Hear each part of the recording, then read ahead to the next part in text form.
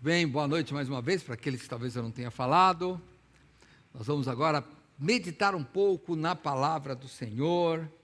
Estamos aqui encerrando o ano, né?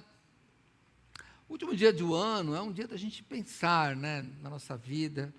Alguns estão chegando no final do ano muito mais alegres do que foi no começo do ano. Tiveram filhos, casaram, tiveram alegrias. Outros estão um pouco mais tristes, talvez tenham perdido entes queridos, tenham atravessado problemas de enfermidade. Bom, enfim, sempre razões que nós temos para orar. E eu queria pensar com você sobre oração. Vamos lá, olha, a oração, ela é uma conversa que temos com Deus, onde normalmente nós pedimos, expressamos ao Senhor o mais íntimo do nosso coração. Essa que é a ideia da oração. Então, nós temos alguns pedidos que, às quartas-feiras aqui, nós temos uma reunião de oração. Então, normalmente, nesta reunião, a gente vê os pedidos, né, que são saúde, relacionamento, vida financeira, enfim, esses assuntos. Mas eu queria falar hoje com os irmãos sobre uma oração específica do apóstolo Paulo, que está em Efésios. Na carta, quando ele escreve aos Efésios, eu queria que você, por favor, fosse comigo lá em Efésios, no capítulo 3 de Efésios. No capítulo 3 da carta aos Efésios, depois de Gálatas, aí você vai encontrar Efésios capítulo 3.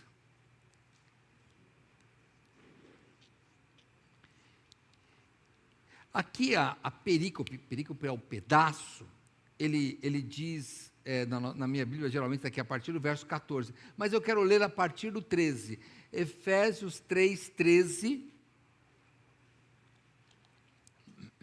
em diante. Portanto vos peço que não desfaleçais nas minhas tribulações por vós, que é a vossa glória. Por causa disto me ponho de joelhos perante o Pai de nosso Senhor Jesus Cristo, do qual toda a família nos céus e na terra toma o nome, para que, segundo as riquezas da sua glória, vos conceda que sejais fortalecidos com poder pelo seu Espírito no homem interior, para que Cristo habite pela fé nos vossos corações, a fim de, estando enraizados e fundados em amor, poderdes perfeitamente compreender, com todos os santos, qual seja a largura, o comprimento, a altura e a profundidade, e conhecer o amor de Cristo, que excede todo entendimento, para que sejais cheios de toda a plenitude de Deus. Ora, há aquele que é poderoso para fazer tudo muito mais abundantemente, além daquilo que pedimos ou pensamos, segundo o poder que em nós opera. A esse glória na igreja por Jesus Cristo, em todas as gerações, para todos sempre. Amém. Vamos orar. Senhor, nosso Deus e Pai, obrigado, Senhor. Nós somos muito gratos por esse ano. E nós queremos, ó Pai, orar. Orar do jeito certo. Orar para atender a Tua vontade. Eu te peço que o Senhor tire o nosso egoísmo e que nossa vontade seja fazer a Tua vontade. Assim como nos ensinou o Teu Filho Jesus, em nome de quem nós estamos orando. Amém. Vamos lá então, perdão irmãos, vamos lá. Se você pegar aqui, né, no verso 14, né, ele diz, por causa disso me ponho de joelhos. Então, alguma discussão entre os comentaristas se ele está falando isso por causa do verso 1, mas eu acho que é por causa do verso 13. Estava acontecendo, no verso 13, Paulo está pedindo assim, peço que não desfaleçais nas minhas tribulações por vós, que é a vossa glória. O que ele está pedindo? Ele está falando assim, olha, vocês estão me vendo sofrer, mas não desanimem. Porque quando você vê um líder como Paulo sofrendo, a tendência é você desanimar, você não quer sofrer. E Paulo está dizendo que, não desanimem. o sofrimento faz parte da vida cristã. O sofrimento, aliás, faz parte da vida.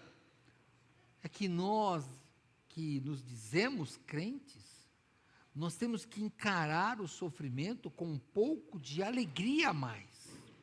E por quê? Porque se sofremos pelo nome de Cristo, isso é agradável a Deus. E nós temos que pensar nisso. E o que ele diz aqui? Olha no verso 14.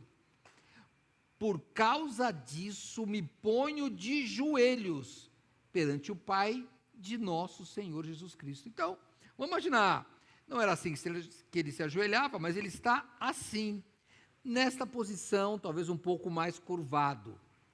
O que significa estar de joelhos? Significa estar submisso completamente, sem reação, e que está em atitude de obediência. Você vai mandar e eu vou obedecer. Essa é a ideia de submissão, é uma submissão. Vamos lembrar que o profeta Isaías já tinha dito lá em Isaías 45, verso 23, eu vou dar um pulinho lá, mas eu já volto para o nosso texto, tá? Mas é só para você saber de onde vem a ideia, de onde foi profetizado isso.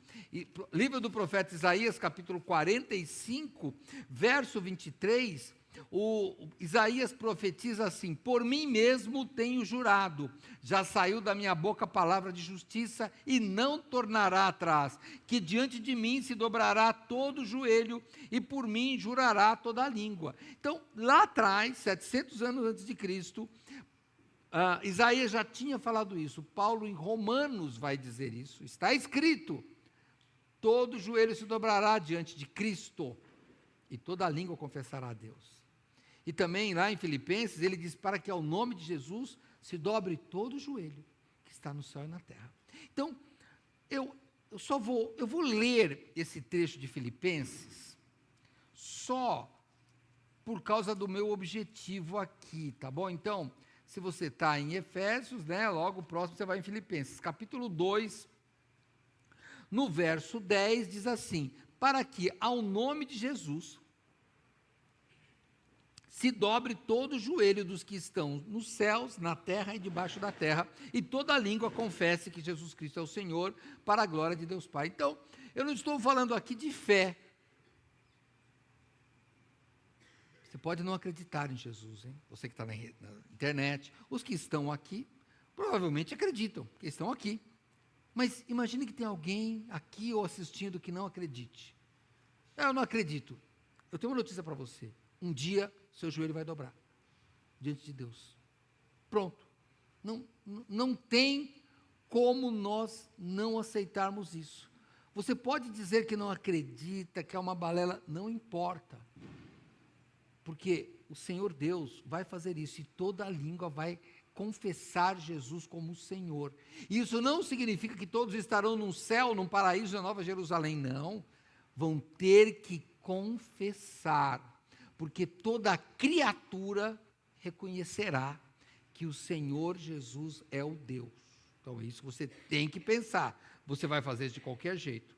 Mas eu queria, nessa virada do ano, pensar o seguinte: qual oração que eu fizesse? Não, daqui a pouco, você que está em casa não vai participar, que está assistindo aí pelas redes sociais. Mas nós aqui vamos fazer um grande círculo. E nós vamos orar. Por causa da arquitetura aqui, nós ficaremos em pé. Mas imagine que nós pudéssemos ficar de joelhos. Você sabe o seguinte, a gente ora de vários jeitos, né?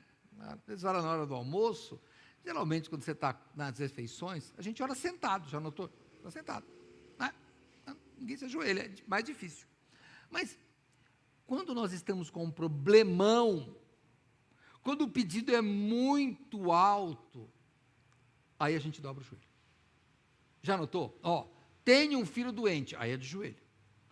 Aí não é sentadinho, não. Aí é de joelho. Às vezes de joelho até do lado da cama. Às vezes quando vai para o hospital, quando o filho está internado, a gente pega e dobra o joelho, né? Por quê? Dizendo assim, Senhor, eu não tenho mais o que fazer, eu estou entregue em tuas mãos. Então, por exemplo, eu tenho um filho que está internado, não, estou falando da pessoa, tá? Eu não tenho. Mas imagina uma pessoa que tem um filho internado, ele vai orar de joelhos para ir pegar um diagnóstico médico. Por quê? Porque ele fala, está fora do meu controle. Quando você tem, às vezes, uma prova, um emprego, que você sabe que a sua parte você fez, mas ainda assim depende de Deus. Aí você vai de joelho. Você anotou? Quando é muito importante, você vai de joelho.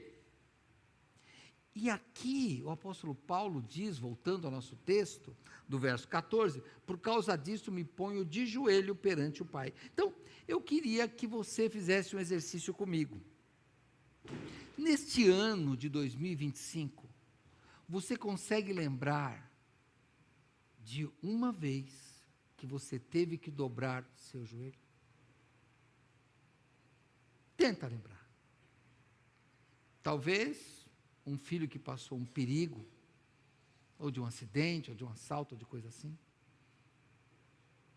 Talvez foi um momento de grande decisão da sua vida, que dependia muito do seu futuro, você teve que se ajoelhar. Você se lembra? Não me responda. É só para pensar. E na virada do ano, qual seria a razão que você dobraria o seu joelho?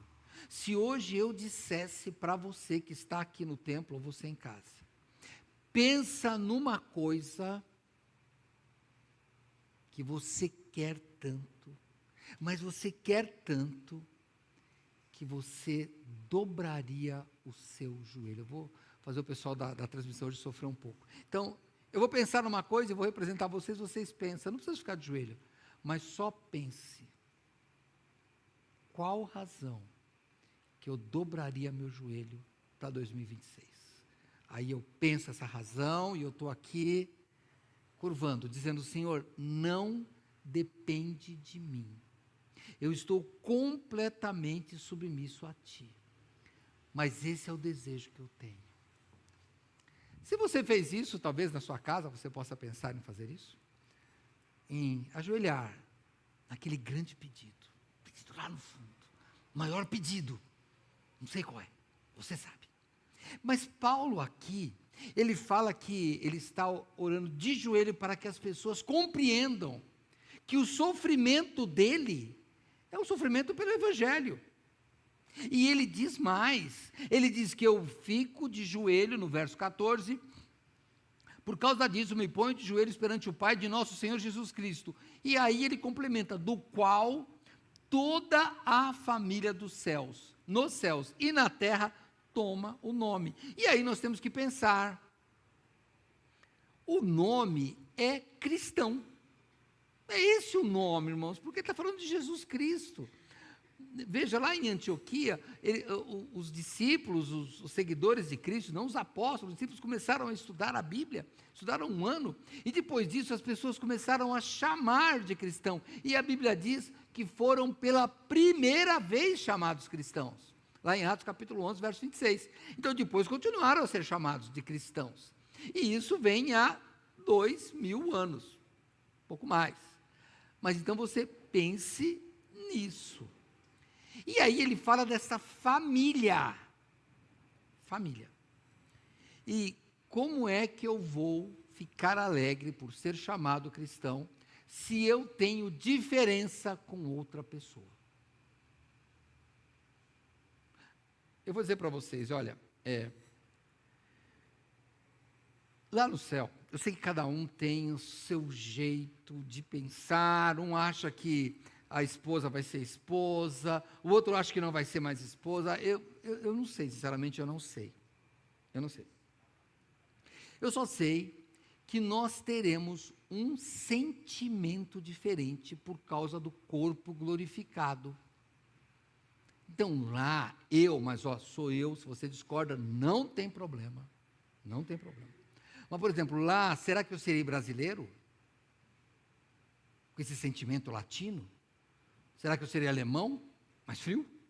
Não sei como serei. Eu sei que eu terei um corpo glorificado e o sentimento do meu coração vai ser mudado. Isso eu tenho uma grande convicção. Que eu não vou sentir como sinto hoje. Porque, por exemplo, hoje eu tenho choro, eu tenho lágrima por parentes, por amigos que não são convertidos. E lá no céu não haverá choro. Então eu não sei como é que eu vou olhar para eles. Eu só sei que é isso que ele está desejando. Se nós, eu tenho que fazer uma ligação entre Efésios e Filipenses novamente, porque no capítulo 2, verso 5, a Bíblia diz, de sorte que haja em vós o mesmo sentimento que houve também em Cristo Jesus. Então, esse é o desejo de Deus, porque a Bíblia é inspirada. E aí eu quero pensar com você naquela brincadeira que a gente faz, né? Vou brincar aqui, irmão, brincadeira, e vou brincar com uma pessoa amiga, que vocês sabem que eu amo por isso. Imagine que eu não topo Neil, não gosto dele. É mentira, hein? Mas vamos lá, pastor Neil. Aí que a gente brinca, ainda bem que o céu é grande. Você vai ficar lá no fim. A gente fala isso, eu já ouvi crente falar isso. Irmãos, não vai ter esse sentimento. Paulo está dizendo que é necessária a unidade, porque um reino dividido não subsiste. Então nós temos que começar a tirar isso de nós. Tem que sair de nós esse sentimento de antipatia. E sabe onde que começa a antipatia? Começa na nossa reclamação e na nossa crítica. Nós não temos um coração de compreensão, mas nós temos um coração de crítica. Quando nós pensamos no sentimento de Jesus, parece que tem alguns de nós que sempre lembra de Jesus com o chicote expulsando os mercadores do templo. Irmãos, não é esse o sentimento. Aquilo não era pelas pessoas, aquilo era pelo zelo da palavra, era pelo zelo da obra, não era para machucar ninguém. Não era aquilo. Aquilo era contra a heresia. Aquele chicote é contra a heresia e não contra pessoas. Tem que pensar nisso. Então, quando você me critica, ou critica qualquer pessoa, eu falo mim porque eu estou aqui na frente, mas qualquer pessoa, por que é que você está criticando? Por quê? Porque alguma coisa te desagradou? Ou porque há uma heresia? Heresia é tudo aquilo que vai contra as doutrinas fundamentais da Bíblia. Por exemplo, se eu chegar aqui e disser, olha, Jesus não é o único caminho, isso é heresia. Aí você tem que me falar, não, pastor, está errado, critica mesmo. Agora, se eu disser para você, olha, irmão, tem gente que acha que Deus escolheu alguns para salvação, e outros acham que cada um quer a sua salvação. Irmão, eu não entendo isso heresia, deixa pensar do jeito que quiser. Uns pensam que Deus criou o mundo em 7 dias, outro acha que é em 7 eras. Eu não acho que isso atrapalha a minha vida também, deixa lá, pode pensar, até porque eu não sei, né? Uns acham que a igreja vai passar pela tribulação, e outros que a igreja não vai passar. Também para mim não tem importância. Eu acho que a igreja vai passar, mas se não passar, eu vou estar feliz do seu lado, porque não vai ser assim. Já pensou? Eu acredito que a igreja vai passar pela tribulação, hein? Então você que chamado pré-tribulacionista, quando chega lá, fala, está vendo, olha, a igreja não vai passar, Jesus arrebatou antes. Você pensa que Deus fala assim, bem feito, acreditou errado? Não vai, irmãos, não vai. Todos os crentes vão do jeito só. Essa é a ideia de uma família só. Então vamos pensar qual é o sentimento que eu quero ter de Cristo Jesus, porque eu tenho que ter um sentimento. Quando Jesus tem sede, é um sentimento, mas não é isso que ele está falando. Está falando de sentir sede. Está falando do sentimento interno. E vamos voltar para Filipenses, porque é lá que eu quero falar um pouco com os irmãos desta oração.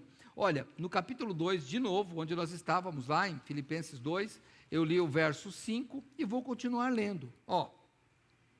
De sorte que haja em vós o mesmo sentimento que houve também em Cristo Jesus. E aí, ele completa. Qual o sentimento?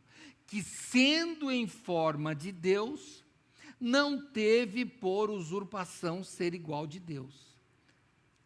a Deus, mas fez a si mesmo de nenhuma reputação, tomando a forma de servo, fazendo-se semelhante aos homens, e achado na forma de homem, humilhou-se a si mesmo, sendo obediente até a morte, e morte de cruz. Então, se você sintetizar tudo o que ele falou aqui, é não ter orgulho, por mais privilegiada que seja a sua condição. Você pode dizer, olha, eu aceitei Cristo, eu vou para o céu. Mas se você falar para as pessoas, olha, eu vou para o céu e você vai para o inferno porque você não tem Jesus e eu tenho, e isso for um orgulho, irmão, você está errado. Não é que você vai perder a salvação, é que você está errado. Isso não é motivo de você falar, está vendo, eu tenho e você não tem, não. A ideia de Cristo é, eu tenho e quero que você tenha. É isso que tem que ser, não pode ser o contrário.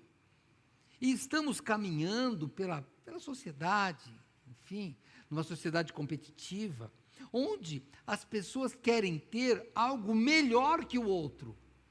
E o sentimento de Cristo é que você tenha melhor do que eu. É isso que é difícil. Pode notar, irmãos, essa é a ideia. Então, aqui ele está falando de duas coisas. Olha, primeiro, que você tira o orgulho, não importa o privilégio da sua posição, e diz que ele foi humilhado, ele se humilhou, ele abraçou a humildade, não a falsa humildade, mas a humildade prática. É isso que nós temos que ser. Você tem um chefe que se diz cristão e é arrogante, tem alguma coisa errada. Ele tem que ser firme, ele tem que fazer a empresa andar, mas ele não pode ser arrogante, porque isso não é o espírito cristão. Porque aí, quando nós falamos aqui sobre esse sentimento, eu vou pular um trecho aqui para só falar, porque eu já falei desse daqui, e vou para 2:12, no mesmo capítulo. Paulo, ele continua depois, falando sobre esse sentimento, e ele diz assim, ó, de sorte que meus amados, assim como sempre obedecestes, não só na minha presença, mas muito mais agora na minha ausência, assim também operai a vossa salvação com temor e tremor, porque Deus é o que opera em vós, tanto querer como efetuar segundo a sua boa vontade. Fazei todas as coisas sem murmurações nem contendas, para que sejais irrepreensíveis e sinceros, filhos de Deus inculpáveis, no meio de uma geração corrompida e perversa, entre a qual resplandeceis como astros do mundo, retendo a palavra da vida, para que no dia de Cristo possa gloriar-me de não ter corrido em vão, nem trabalhado em vão. Bom, vamos resumir de novo o que ele está falando aqui? O que ele quer? Obediência, não importa se você está sozinho ou acompanhado. Eu não posso ser obediente só na igreja. Obediência lá fora, é igual você que educou seu filho. Você pensou? Já ouviu aquele professor que diz assim, o seu filho aqui na escola não é o filho que você tem em casa? Devia ser o mesmo. Porque o título de pastor, não. Mas minha integridade tem que ser a mesma aqui, em casa, no serviço, na escola, onde eu estiver. Tem que ser o mesmo. Não pode ser diferente. Então, o que ele está dizendo? Obediência, nós vamos obedecer na ausência ou na presença. E que mais que ele diz? Para a gente não fazer as coisas reclamando ou murmurando, não é isso que ele está falando aqui? E sem, como é que ele fala aqui? Olha, sem murmuração nem contenda. E o que é? Eu já há muitos anos atrás, que eu não é bem uma tradução de dicionário, mas eu dei uma olhada nessa tradução, não sei se eu li, eu acho que murmurar, eu sempre tenho a ideia de alguém falando entre os dentes. Sabe aquele cachorrinho que fala medalha, medalha, medalha? Eu acho que eu fico igual, aquele que é murmuração para mim, sabe? É alguém ali falando, e você fala, o que falou? Não foi nada não, mas ele murmurou. Ele falou com a boca fechada, ele reclamou, e a Bíblia diz, sem contendas e sem murmurações.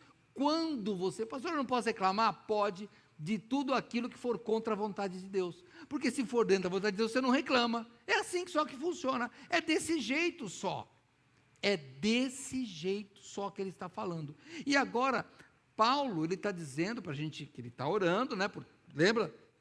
Eu vim aqui para Filipenses, porque ele falou que ele estava orando por toda aquela família que leva o nome de cristão. Então, tem que ter o sentimento uníssono do que Jesus tem, do que Jesus sente. Então, essa é a ideia, e eu queria perguntar para você. Já pensou se eu fizesse uma proposta para você, dizendo assim, nós vamos orar de joelhos, pedindo a Deus, Senhor, que em 2026 eu não fique reclamando. Começa a parar de reclamar do calor. Depois reclama do governo. Depois reclama do salário. Só fica reclamando. Você teria coragem de pedir de joelho, Senhor, eu não quero reclamar? Já pensou? Será que você conseguiria ficar de joelho e pedir a Deus, Senhor, eu quero também não ficar discutindo à toa.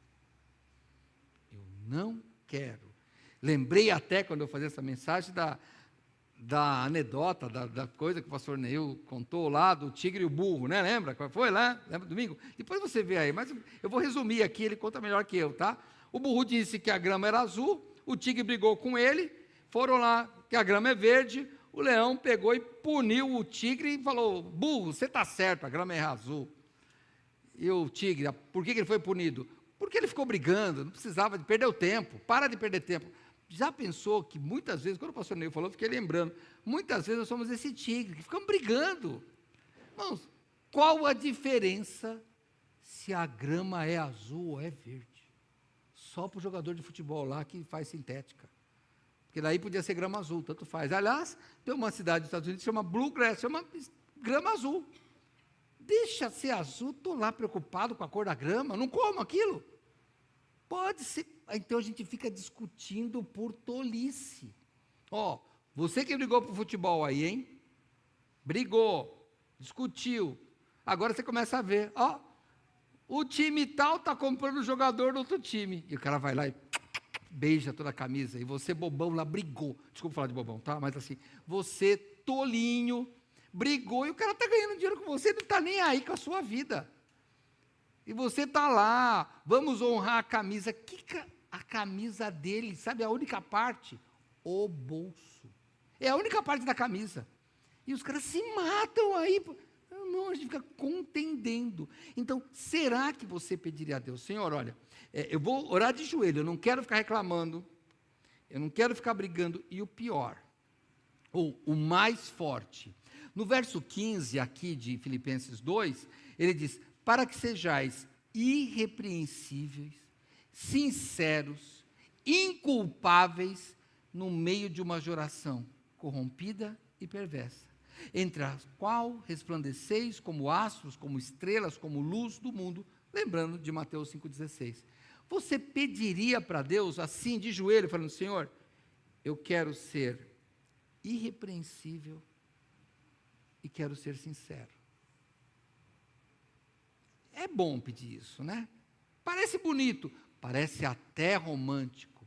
O problema é que para você ser repreensível, você tem que olhar para você, dentro de você, e ver tudo que é aquele que possa ser repreendido e tirar. Então, esse é o problema. E essa é a nossa maior luta.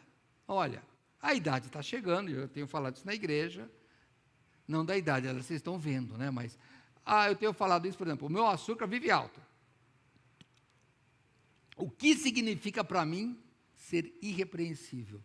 Fugir daquele pudim. É que é difícil. É igual, meus irmãos, é igual regime, irmãos.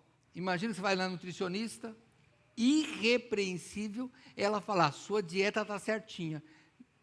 Olha, não vou nem olhar para ninguém rir, hein? Se você tivesse que ir numa nutricionista, ou num nutricionista hoje, você seria irrepreensível? Não. Confessando pecado, eu fui na nutricionista, ano passado, sabe o que ela falou? Se o senhor, eu tinha 63, se o senhor com 63 anos não conseguir mudar a sua coisa, eu é que não vou mudar a sua vida, é o senhor que decide. Sabe o que eu decidi? Não fui mais nela. Não, eu estou confessando porque eu fiz certo? Eu não fiz, irmão. E agora?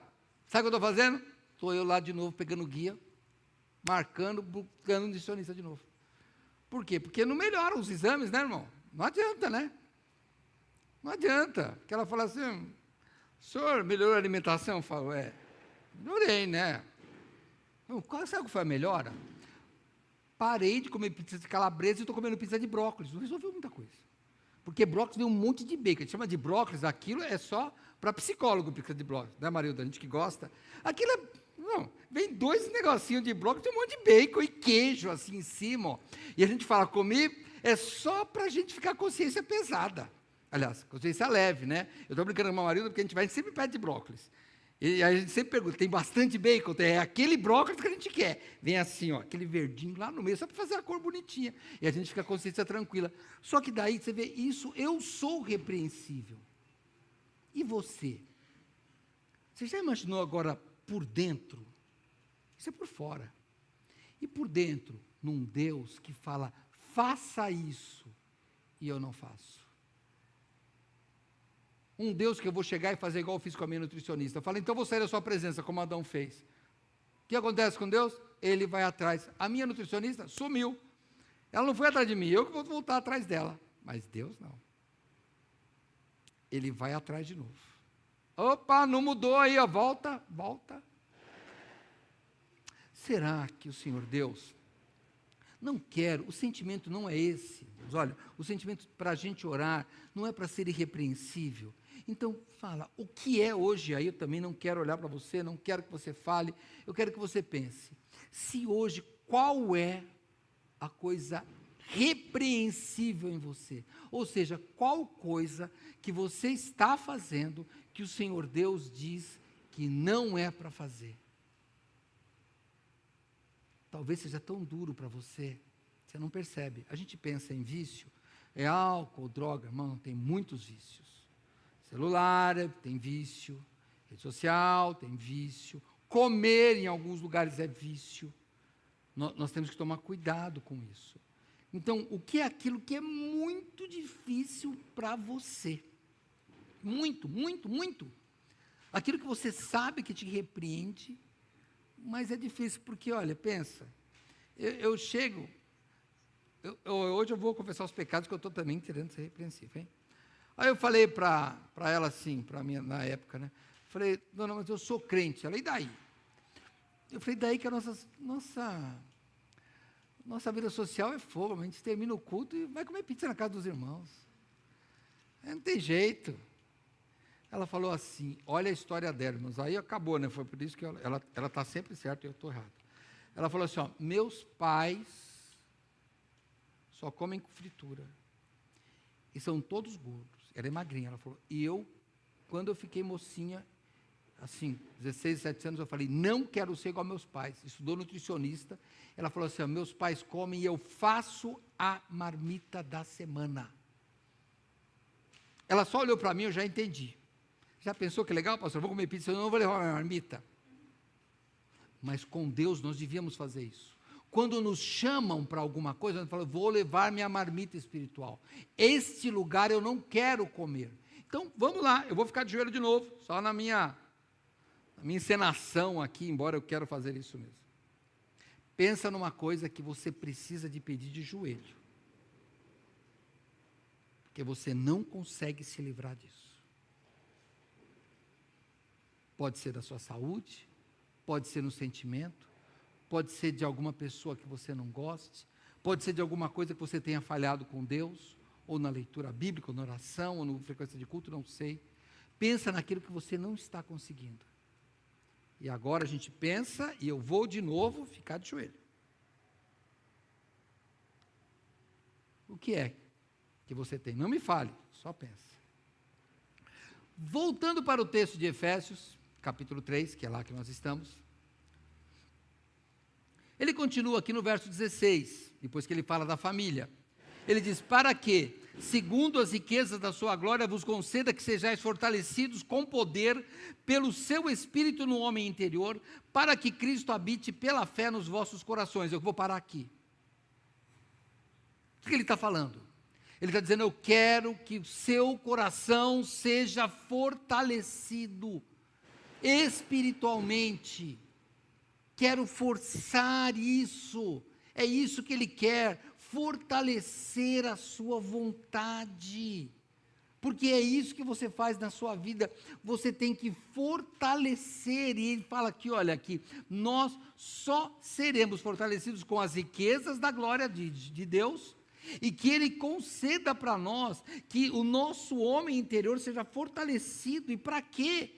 Para que Cristo habite em nossos corações. E agora eu te pergunto, você está disposto a isso? Há muitos anos atrás, irmão, décadas atrás, a gente teve uma igreja aqui que fez uma peça teatral dos jovens, e foi bem interessante aquela peça, você mais velho vai lembrar. Tinha a peça era um jovem, que ele pedia, Senhor, fique do meu lado sempre. Aí então aparecia Cristo do lado, e daí os amigos, vamos para a festa, ele ia, Jesus, estou indo, ele, não senhor, o senhor não pode ir, não, se eu pedir ficar só, não senhor, assim não dá certo. Aí, depois, aparecia uma série de convites, e sempre os convites errados, e ele ia levantando, e Cristo ia junto, ele, não, mas o senhor não pode ir. Você pediu para eu ficar do seu lado. Você lembra dessa peça? Alguns vão lembrar dessa peça. E aí eu fico pensando, né, olha, nós estamos dispostos a isso? A que Cristo habite pela fé nos nossos corações? Porque daí a vida muda. Porque daí eu tenho que fazer as coisas segundo Cristo. E aí muda tanto que, por exemplo, eu não vou trabalhar pelo meu salário. Porque Cristo não trabalhava pelo salário. Ele trabalhava pela vontade dele, e a vontade dele era fazer a vontade do Pai. E aí ele estava disposto a fazer sacrifícios, com tudo que honrasse ao Pai. E aí, está disposto? Será que você se ajoelharia para parecer com Cristo? Porque a gente acha muito bonito falar que parece com Cristo, mas você quer parecer com Cristo? Quer? Me perdoa a sinceridade, eu acho que a gente não quer muito, não. Você não quer ter uma casa? Jesus disse que o Filho do Homem não tinha onde reclinar a cabeça. Sabe o que você quer? Jesus Cristo não tinha poupança. Será que você quer? Jesus ia passear, e no passeio que ele fazia, era sempre com o objetivo de honrar o Pai. Será que você quer? Você quer parecer com Cristo? Porque se nós olharmos bem para a vida do nosso Senhor, talvez a gente não queira parecer com Cristo. Você tem que decidir se você quer parecer com Cristo. E daí você tem que saber o que Cristo faria. Tem um livro chamado Em Meus Passos, que faria Jesus? Um livro clássico do passado, ainda está aí, eu acho que ainda é famoso. Mas o que você faria? O que Cristo faria no seu lugar? E o que você está fazendo que Cristo não faria? Se você pode estar disposto a abrir mão dos seus sonhos para ter os sonhos de Cristo, se você está disposto ou disposta a abrir mão da sua vontade, do seu prazer, para ter prazer em Cristo, então, vamos ficar de joelho. Ora a Deus. Irmãos, ficar de joelho é a parte mais fácil. O pior é o coração. Vamos continuar aqui, ó. Capítulo 3, que eu quero seguir aqui, daqui a pouco nós temos que encerrar. Eu parei aqui no 17, metade do versículo, eu vou ler de novo. Para que Cristo habite pela fé nos vossos corações, a fim de, estando enraizados e fundados em amor, poderes perfeitamente compreender com todos os santos qual seja a largura, o comprimento, a altura, a profundidade, e conhecer o amor de Cristo que excede todo entendimento, para que sejais cheios de toda a plenitude de Deus. E o que ele está dizendo? Que nós temos que compreender perfeitamente. E aí é que pega. É aí que pega. Eu compreendo o que é ser cristão. Você compreende o que é ser cristão? Estamos num mundo que para compreender é difícil. É difícil compreender o mundo. Por quê? A gente quer fazer uma coisa e parece que quando a gente fala, isso aqui é água, eles veem, não, isso aqui não é mais água. Isso aqui agora dá um outro nome. E a gente é obrigado a aceitar. Então, você compreende o que é Cristo? Você compreende, como foi falado aqui, muito bem. Para que nós temos poder? Para testemunhar. E, amém, pastor, que Deus abençoe sua vida. Porque eu tinha notado aqui essa compreensão. Porque teve um homem chamado Simão. E ele viu aquele poder e ele ficou feliz. Eu vou até ler esse trecho. Atos dos Apóstolos, capítulo 8. Atos dos Apóstolos, capítulo 8.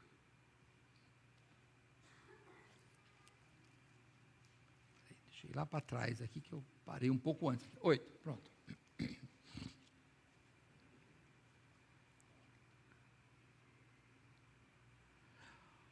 A Bíblia diz de um homem chamado Simão, era o mágico, né? Eu até já preguei sobre ele recentemente.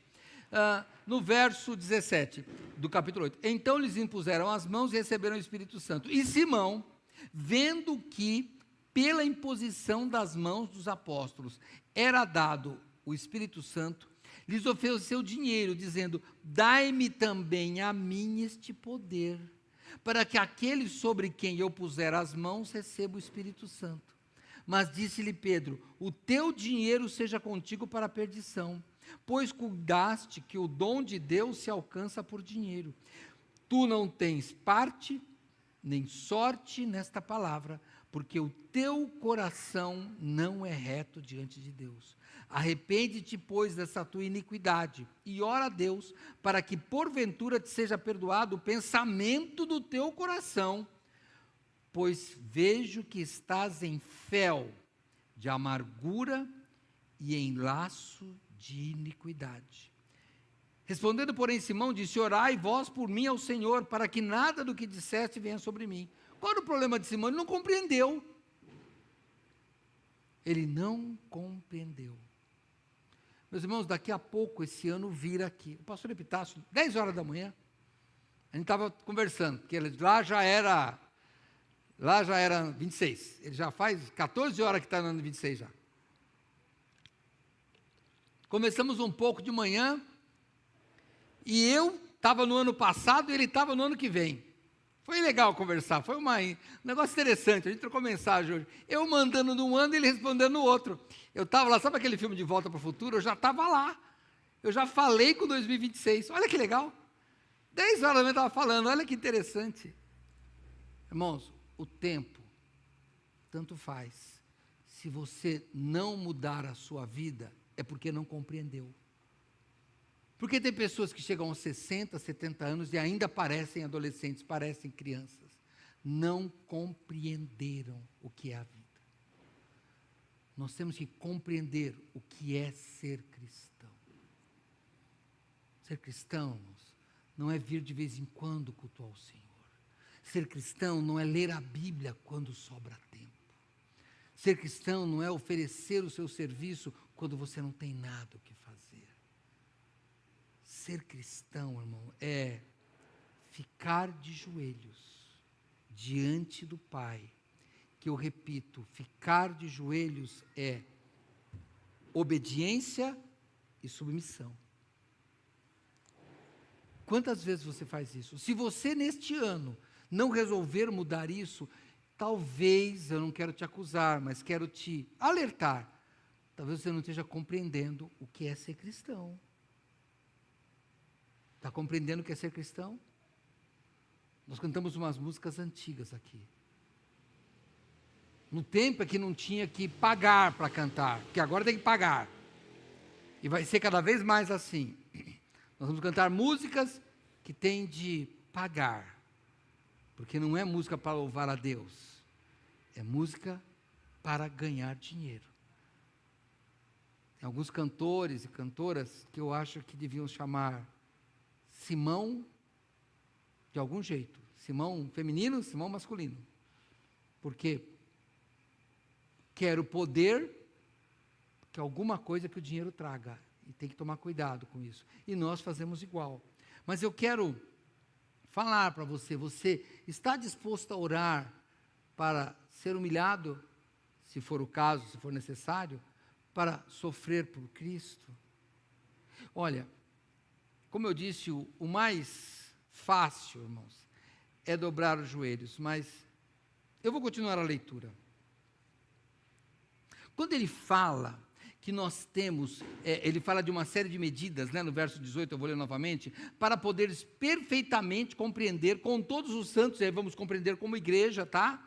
Como família de Deus até, qual seja a largura, o comprimento, a altura e a profundidade, daí ele não chega à conclusão. Ele diz, e conhecer o amor de Cristo, que excede qualquer medida, que excede todo entendimento, para que sejais cheios de toda a plenitude de Deus. Não tem que medir largura, altura, profundidade, é plenitude.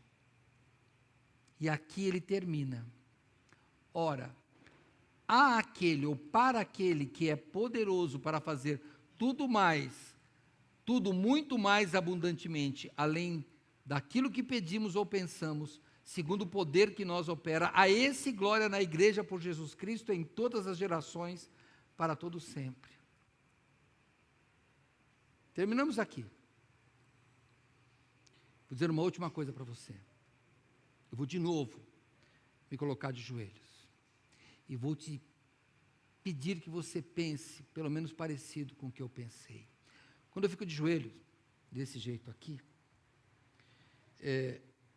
minhas mãos estão sem reação, minhas pernas difícil de levantar.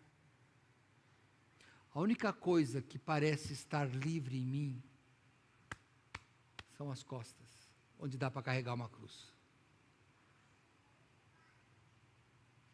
Talvez isso seja o segredo, porque nós temos que renunciar a nós mesmos, tomar a nossa cruz e seguir a Cristo. A gente está deixando as costas muito presas, porque a gente quer ficar com as mãos, quer ficar com as pernas, quer ficar com prazer, mas o que importa é as costas para levar a cruz.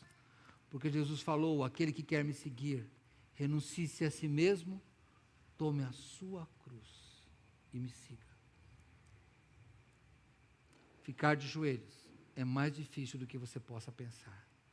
Quero te convidar para 2026, que se aproxima, você possa fazer um propósito para estar de joelhos diante do Pai, de nosso Senhor Jesus Cristo, e dizer para Ele, põe a cruz, eu vou carregar minha cruz, porque eu quero te seguir, e por isso eu quero ser irrepreensível, inculpável diante de um mundo que nega a cruz, mas eu vou carregá-la, porque eu amo este Deus que morreu por mim numa cruz.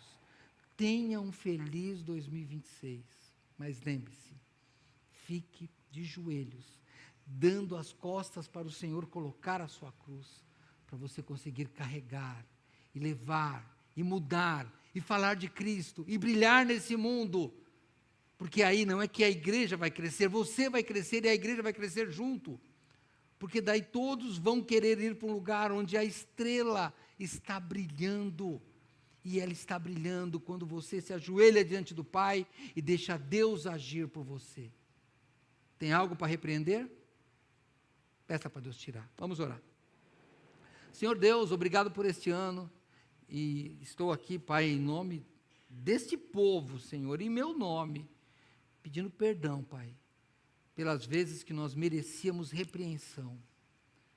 Senhor Deus, pelas vezes que nós aceitamos o erro, pelas vezes, Pai, que fugimos da nossa responsabilidade, pelas vezes, Senhor, que envergonhamos o Teu nome, pelas vezes, Senhor, que o Senhor não era o principal da nossa vida, pelas vezes, Pai, que negamos os nossos joelhos para a oração, pelas vezes que negamos as nossas costas para carregar a cruz. Eu te peço que o Senhor nos perdoe por tudo isso, orando em nome daquele que orou incessantemente, aquele que carregou e morreu na cruz, em nome de Jesus Cristo. Amém. Vamos lá, eu vou chamar o pastor Neil aqui, ele vai vir aqui na frente. Irmão Elias, eu tinha visto, você vai dar tempo de cantar ou vamos, como é que vocês vão fazer? Bom, deixa o pastor Neil vir aqui. Vamos orar já, né? Então tá bom. Então, o pastor Neil vem para cá, nós vamos fazer o seguinte então, nós vamos pensar na nossa vida, e a gente tem o costume, você que nos visita, a gente não espera dar a meia-noite, porque meia-noite é uns fogos, a gente não consegue fazer isso. A gente não consegue orar, mas é um barulho. Então nós fazemos isso um pouco antes. Para aí nós oramos, dá tempo de cumprimentar e os fogos virem, tá bom? Então eu vou perguntar, geralmente a gente já suspende a transmissão, né, porque não tem como ver, tá bom? E nós vamos então aqui fazer um grande círculo de oração e vamos orar. Mas você que está aí em casa, estamos encerrando a nossa transmissão. Eu espero que você realmente tenha um 2026 de joelhos e agradecendo e orando e entregando sua vida a Cristo, se você ainda não tem feito isso. Mas domingo que vem, 9 horas da manhã, estaremos aqui de novo. Deus abençoe, encerrando a nossa transmissão.